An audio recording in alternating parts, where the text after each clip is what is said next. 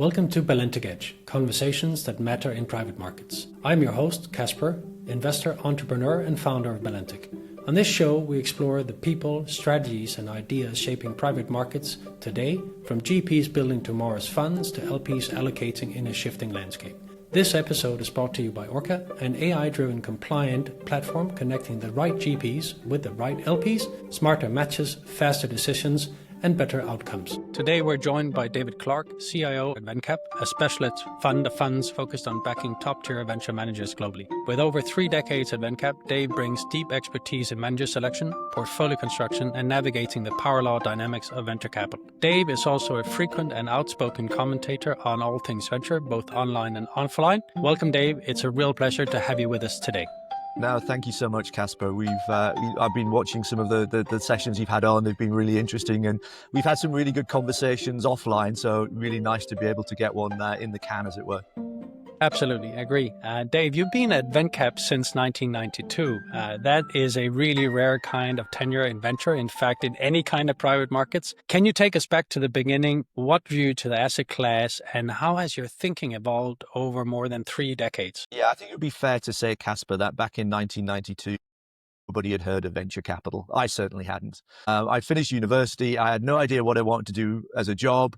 I saw an advert in the paper saying, global finance company needs numeric graduate. And I thought, well, if I don't apply for that, my girlfriend will see it and she'll give me a load of grief about it. So I did. And as I started to learn more about what the company was doing, and remember, this is pre-internet as well. So you can't just go to the company's website and figure out what it does. It was really a case of kind of trial and error as part of the interview process. And it just sounded really interesting. And I think, over the 30 plus years I've been doing it, it's really lived up to that. I think it's venture capital is never a dull moment. You think you've got things sussed, and then something new comes around and it totally turns things on their head. So it's been a really interesting place to spend the last 30 years.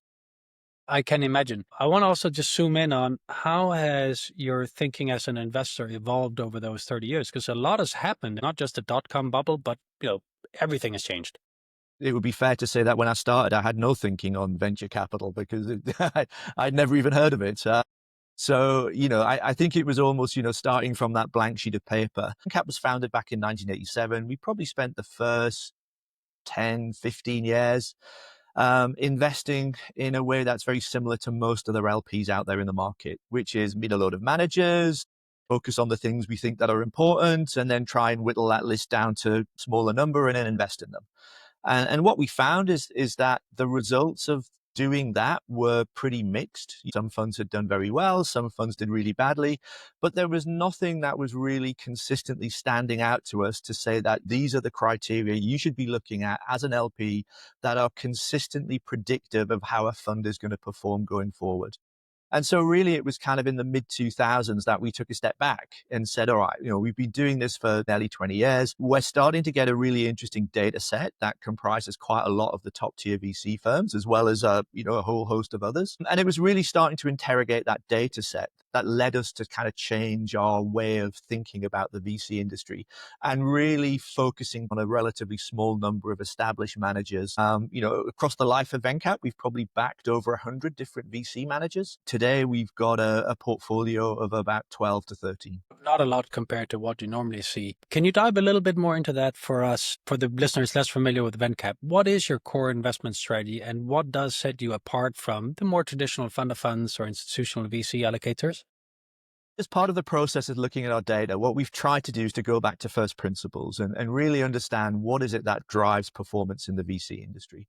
And there's a couple of things that really jump out.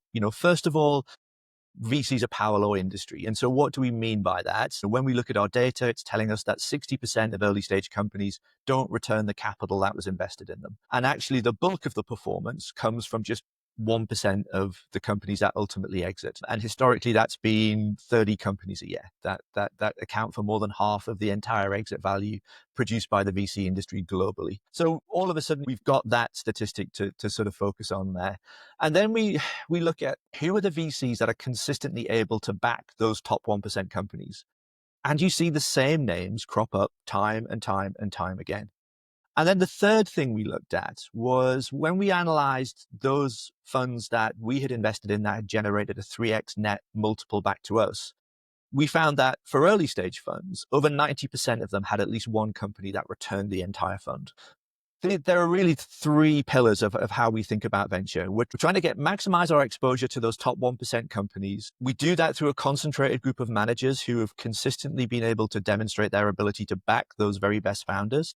And we want to do it through funds where one single company can really move the needle. So can return at least 1x the fund for an early stage fund and probably half to 1x for a later stage fund. In a recent interview, you said the average venture fund isn't something you want to invest in. While I would agree with that statement, it's also quite strong. What makes most VC funds uninvestable from your point of view, and how do you stay away from them then? So let's just go back to the average venture fund. You don't want to be investing in it. That's not my opinion. That's the data. And I think, one of the things we try and differentiate ourselves with Vencap is that, yes, we can stand here and spout forth our opinions and we have opinions on lots of things, but actually we really only want to be saying things that are backed up by the data. And so when you look at the Cambridge Associates, the average median fund generates a 1.7x and a 9-10% IRR. The BVCA published some analysis a couple of weeks ago. The median VC fund in the UK generates a 4% IRR. So, it's not me saying that you don't want to be investing in median funds. The data is telling you really don't want to be investing in median funds. Yeah. So for us, it goes back to those three pillars that we talked about for our investment strategy. We only want to be backing managers that are consistently able to back those top 1% companies. And that's our primary filter. So we download a load of data on, who are the seed investors, the A round investors, the B round investors, and all of the best companies out there. And we refresh that every few months and we come up with a screen that says, these are the managers that are consistently able to do it. And it's no surprise, I think anybody could give you a list of who those top 20 to 30 managers are. And then the second filter is, all right, so now are they getting enough ownership in these companies to return their early stage funds or to significantly move the needle for their growth funds? And when we apply that filter, then we probably get down to a list of 20 to 30 firms. We're not able, unfortunately, to invest in all of those firms because getting access to them is really tough. But we want to make sure that we stay really disciplined in not going outside that, because our experience is once you go outside of those top 20 to 30 firms, you're starting to add significant risk to the portfolio without necessarily being compensated by increased performance. If you're not backing the average venture funds, who is? Because as you say, anybody could download that list and slice and dice it and come up with that list of 20, 30 managers who are backing the other ones, X minus 20, 30. I think there are lots of LPs out there. There are lots of newer LPs that have come into the asset class and perhaps are coming in from a private equity perspective where, the difference in performance between funds is much less than what we see in venture. We were backing those funds in the first 15 years of Vencap's life because we hadn't really appreciated what fundamentally drives the performance of the industry. So I think it tends to be a lot of newer investors that are coming into the asset class. Clearly, there are a number of investors who have a very positive thesis around emerging managers or smaller funds. They take a view that those are more likely to outperform, and so they're actually optimizing for fund size or optimizing for a fund one or a fund two. The good thing about a market is that there are lots of different opinions and lots of contrasting opinions, and we have ours and it's done pretty well for us, but we certainly wouldn't be saying that this is the only way that people can do venture successfully. What we found is that it's the way that we do venture successfully. If you have to learn over 15 years what to do and not to do, would generally speaking LPs be better off investing in VCs through specialists or not at all? Because that's a long time to be waiting to figure out how this game works. I mean, I do think it takes an entire cycle, a market cycle, for you to really understand how the venture industry operates. If you came into the VC industry, let's say in 2015, for the first 5 or 6 years of your experience in VC, you would have a very strong view that maximizing the risk you're taking is the right strategy.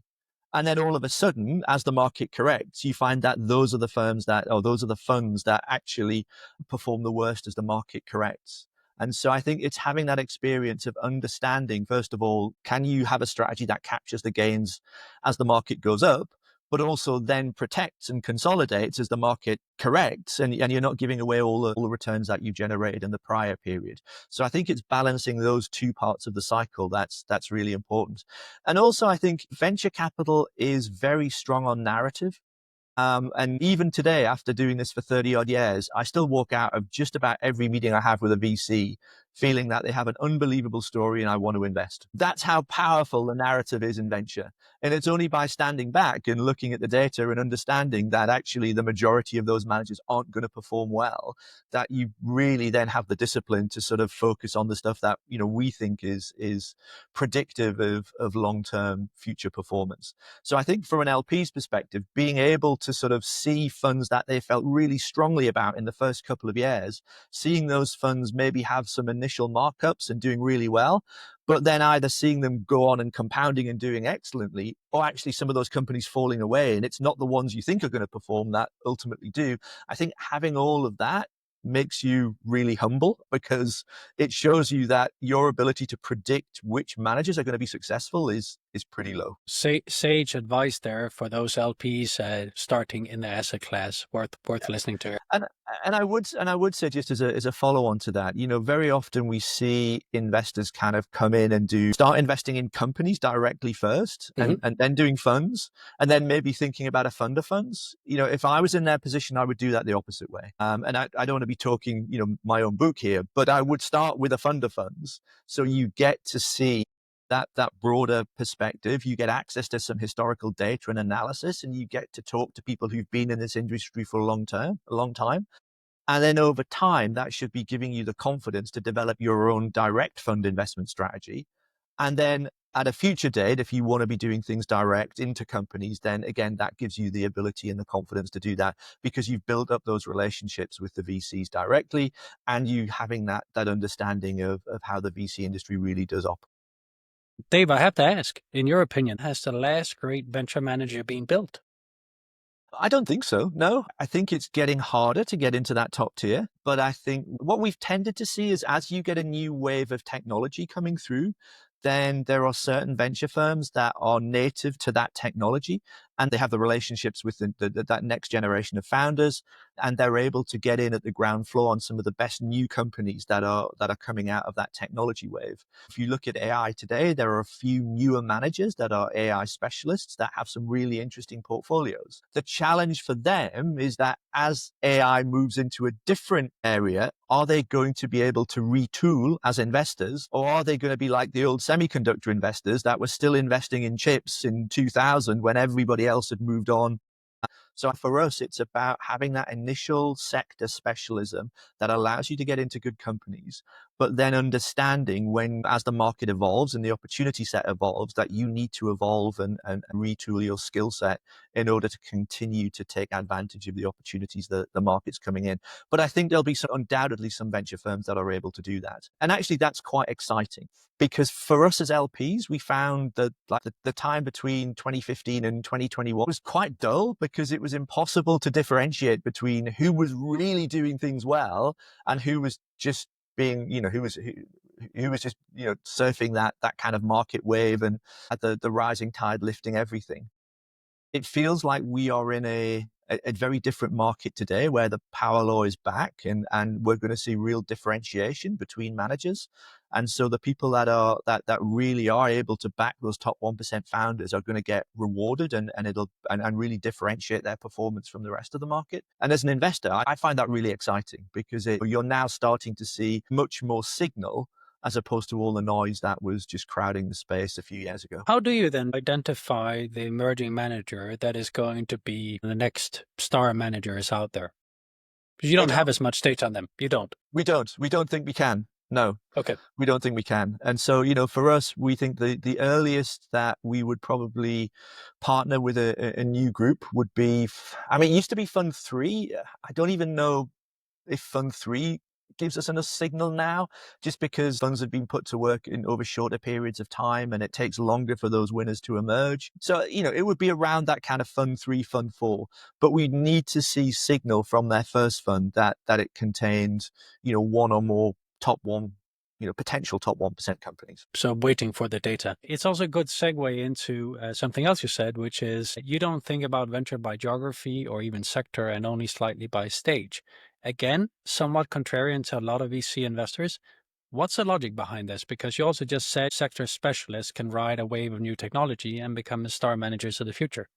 I think it comes back to understanding where you are within the venture industry and understanding what you're capable of doing and what you're not capable of doing. I think even if you talk to a lot of our GPs, they would say they're not necessarily predicting sectors or industries. What they're trying to do is to partner with world-class founders. And it's those founders that are really zeroing in on where the major opportunities are coming from. So I think, take that another level up to the LP side of things. And I think it's impossible for LPs to be able to predict which sector is going to work and which isn't. Even within AI, should we be investing in model companies? Should we be investing in, tools? Should we be investing in AI applications? I think for us, what we found is that the very best managers are able to identify those founders, and it allows them to get into the best companies in each successive technology wave. So if you look and think, who were the best investors in the mobile era? Who were the best investors in the cloud space? Who are now the best investors in AI? It's the same names. It's the same names because it's their ability to identify the very best founders and understand what it takes to build one of these world-class companies. And in a way, the vertical that company is happening to operate in is probably less relevant than the skill set to build a great business. Yes, they need to understand what's happening in there. They need to, they obviously need to build their skills in that particular sector.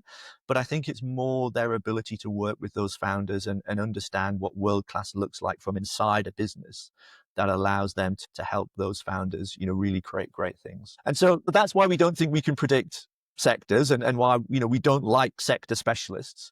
And what's interesting, we haven't invested in a AI specialist manager, yet we have exposure to 2/3 of the Forbes top 50 AI startups through our generalists. And if you look I guess what it does is if you're trying to pick sectors, you're adding a layer of complexity and risk to your own portfolio construction. Yeah, and by the time a sector is obvious to an LP, a lot of the best companies have already been backed. Very fair point. Those were the first VC investors in OpenAI in 2019. Mark was the first VC investor in Anthropic. Lightspeed was the first VC investor in Mistral in Europe. So, time and time and time again, we're seeing the best generalist investors being able to get in very early in each successive wave of technology. That's why we recognize we're not in a position to second guess where they're going to go. And in a way, the same's true for geography. I don't really care whether a company is based in Europe or based in India or based in the US or based in Southeast Asia. What we're finding is that the very best managers can find those companies consistently. And again, it's really interesting. If you look at what are the European companies that are on that Forbes AI top 50 list, they've all been backed by US managers. We have great founders in Europe. We arguably have built great companies, but they tend to end up in the US. Is there something wrong or is there something not going right about European VC versus American VC? And if so, what do you think that is? How long have we got, Kasper? Again, I can wave my arms around and give you opinions, but at the end of the day, I just go back to the data. And if you look at, what percent of exit value comes from European companies versus US companies, it's about 80-20. And so 80% coming from US, 20% coming from Europe. And if you look at what percent of the biggest exits, it's even more stark. However you like to cut it, it's very clear that most of the biggest exits are coming from companies that are in the US. And that might be a company that starts in Europe and relocates to the US. That's how PitchBook, they look at it by the HQ, where the HQ is at the time of exit. So not saying that all of those companies start in the US, but I think it's just clear that it is easier to build great businesses out of the US than it is out of Europe. Again, not to say you can't build great businesses out of Europe, because I think we're seeing some, and there's some incredible founders, but I think they're more the exception than the rule at the minute.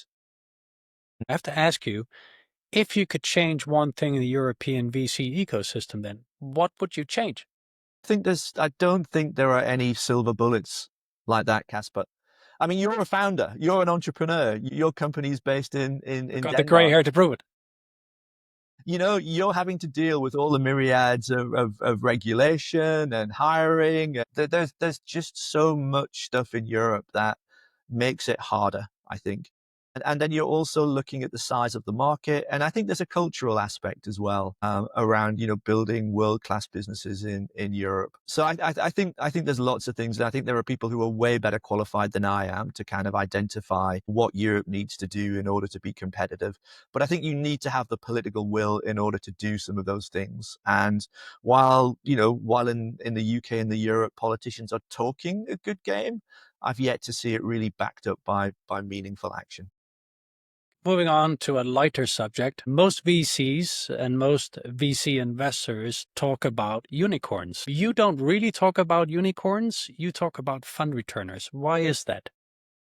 Because we go back to the data, and what the data tells us is that fund returners are more predictive of performance than unicorns. The idea of these top 1% companies is what we really focus on. And we did some analysis a while ago around what's the size of a top 1% exit. And over the last 5 years, a top 1% exit in the US was about a $10 billion exit or higher. So that was the kind of cutoff for a top 1% exit. So you're talking about a decacorn. And what's been interesting is that the size of those top 1% exits double roughly every 5 years. So it was $10.2 billion between 2020 and 24. For the 5 years before that, it was 5.8. For the 5 years before that, it was 2.7. And for the 5 years before that, it was 1.4. So, for us, unicorns were relevant back in 2005 to 2009. Today, if you really want to move the needle on the venture industry, you need to be generating an exit that's $10 billion or higher. And there's only a handful of companies that can do that. But what's interesting is even in the last couple of weeks, we've seen a number of those. We saw earlier this year, Wiz's potential acquisition by Google for $32 billion. We saw Circle go public. We've seen Chime go public. We saw a Facebook buy half of OpenAI for $13 billion. Figma's lining up to go on. Looks like the valuation there is probably going to be $20 billion plus, hopefully. So we are seeing these exits happen. And for us, that's what we want to focus on. It's those types of exits. Today, $1 billion company, it's really a tuck-in acquisition for one of the large players. You heard it here. Dave, going back to Vencap, you built a focused, highly selective type of operation. What's the internal edge at Vencap in terms of sourcing, decision-making? How do you engage with the managers? How do you gain access to these often completely oversubscribed and closed managers? Because that is arguably what a lot of LPs would like to do, but struggle to do. What's the secret here? I don't think there's anything earth-shattering that we're doing that nobody else could do.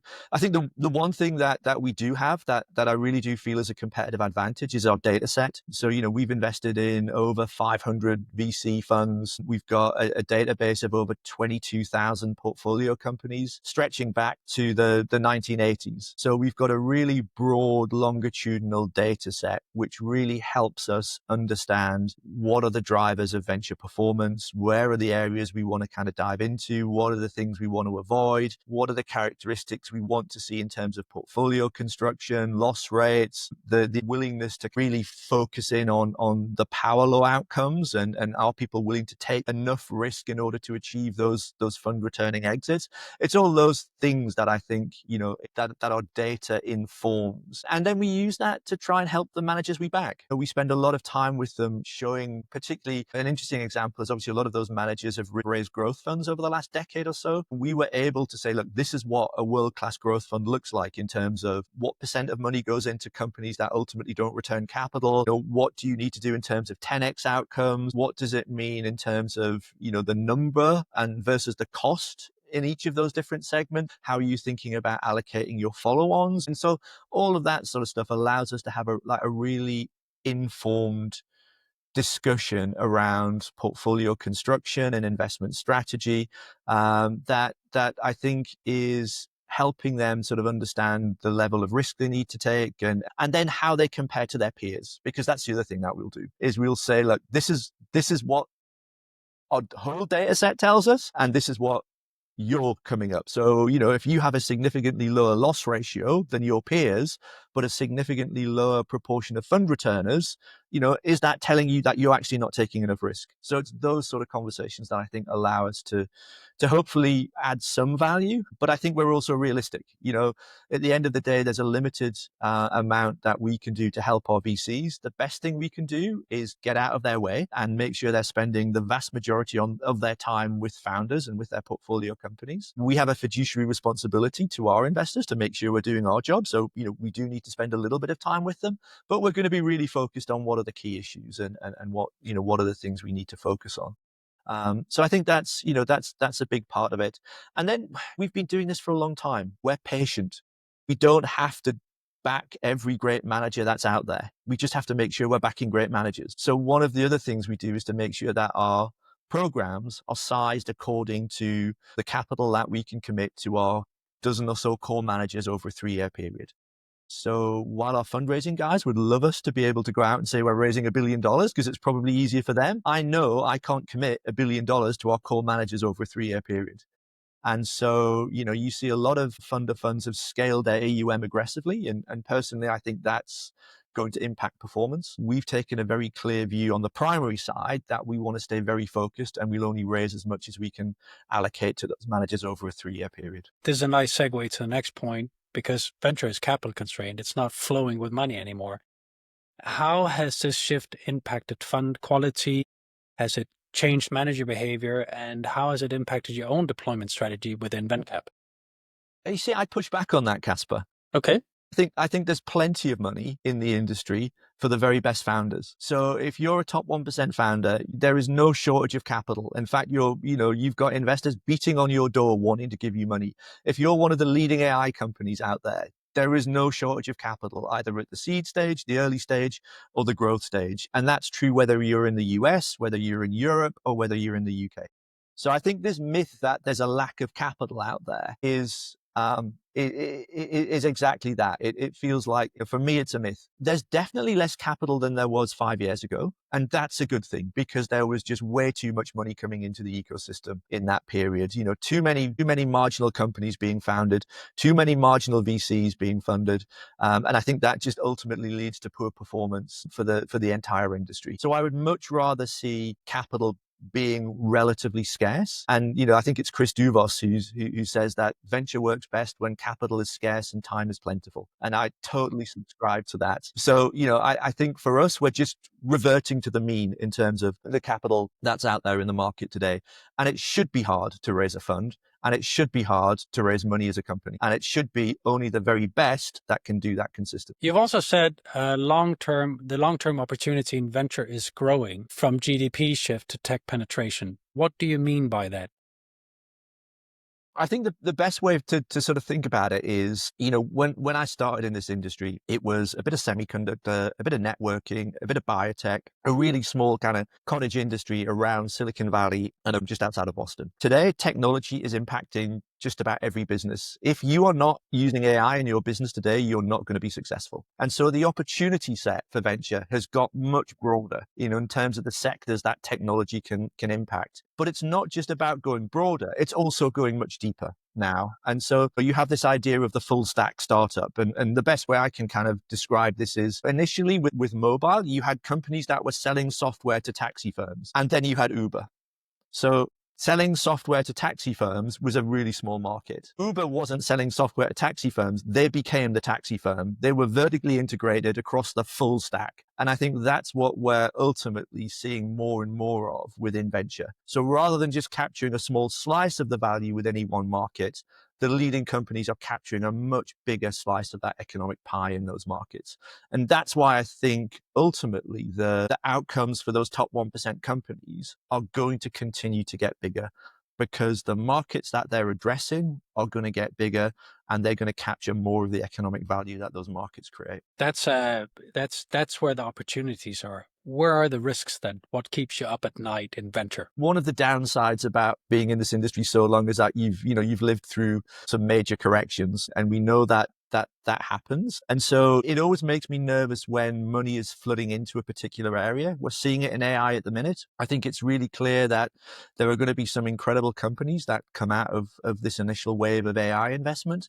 But there's also going to be a lot of money that ultimately gets burned. And particularly when companies are raising large amounts of money at high valuations. I think we saw with SoftBank's investment strategy, more capital is generally not the answer when it comes to producing better outcomes in venture. If anything, less capital is possibly a better answer. There are certain areas where, clearly if you're OpenAI or Anthropic, then, you need to have that capital there in order to build out your infrastructure. But I think for a lot of businesses, being able to do things on less capital is really important. And so that concerns me, that there's just too much money coming in, and that will impact the return that come from even the best companies. But I still think there'll be some incredible businesses that are built over this period. The other thing that kind of keeps me up at night is that I'm paranoid that we've got it wrong in terms of our approach. I'm absolutely paranoid that maybe we should be investing in seed funds and emerging managers and European deep tech firms, and that actually what we're looking at is the rearview mirror and looking out the front windscreen. It's a totally different landscape. I don't think it is.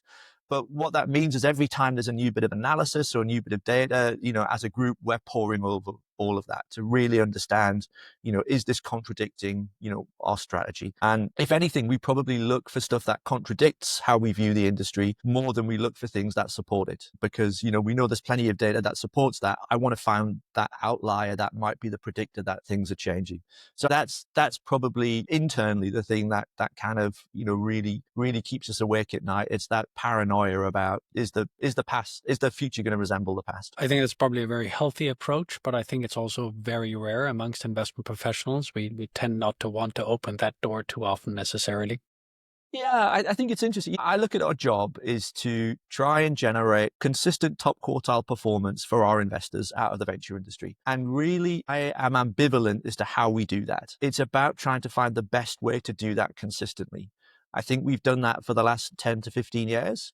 I'm hoping, and the evidence tells us that we're seeing is that those things are still true. And when you look at the big exits we've seen over the last 6 months, we're fortunate enough to have good exposure to the vast majority of them. So that's telling us that things haven't changed, but that's no guarantee that things aren't going to change in the future. And so, I think having that kind of paranoia and to say, yes, we've done well, but we're only as good as our next investment, not our last one. We are almost out of time, Dave, but we have time for a quick fire round if you're up for it. Yep, go for it. One myth about VC that you'd like to see die. Only small funds outperform, and you can't get fund returners on $1 billion fund. You should optimize for quality, not fund size. What's more dangerous to an LP, ego or optimism? Ego.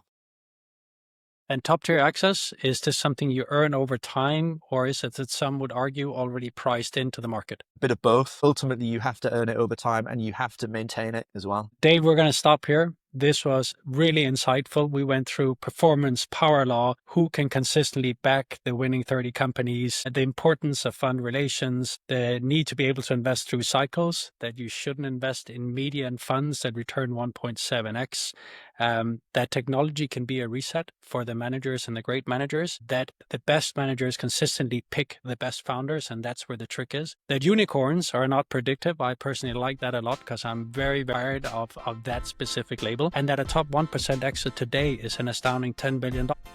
It's been an absolute masterclass in venture capital. Thank you very much for joining us, Dave. Kasper, it's been fun. Thank you so much for having me. For our listeners, if you want to know more about Vencap, you'll find them on Orca and can contact them there. For those who want more of Dave's sharp insights, do follow him on LinkedIn. Thank you also to our listeners for tuning into Balentic Edge. I hope you enjoyed the conversation. If you did, please hit follow on Spotify or Apple, or subscribe on YouTube. And consider sharing this episode with a friend or a colleague. Do you have feedback or questions? I'd love to hear from you. Connect with me on LinkedIn. This episode was brought to you by Orca, helping GPs reach the right LPs and LPs discover the right funds. Learn more at balentic.com/Orca. Thanks again for listening, and until next time, stay illiquid. Finally, A small disclaimer. The views expressed in this podcast are solely those of the host and guests and are provided for informational purposes only. They do not represent the views of any affiliated organizations, employers, or entities. Nothing discussed should be construed as investment, legal, tax, or business advice. Any reference to specific funds, companies, or investment strategies are purely illustrative and do not constitute an offer, solicitation, or recommendation to buy or sell any security or financial instrument. Listeners should consult their own professional advisors before making any investment or financial decisions.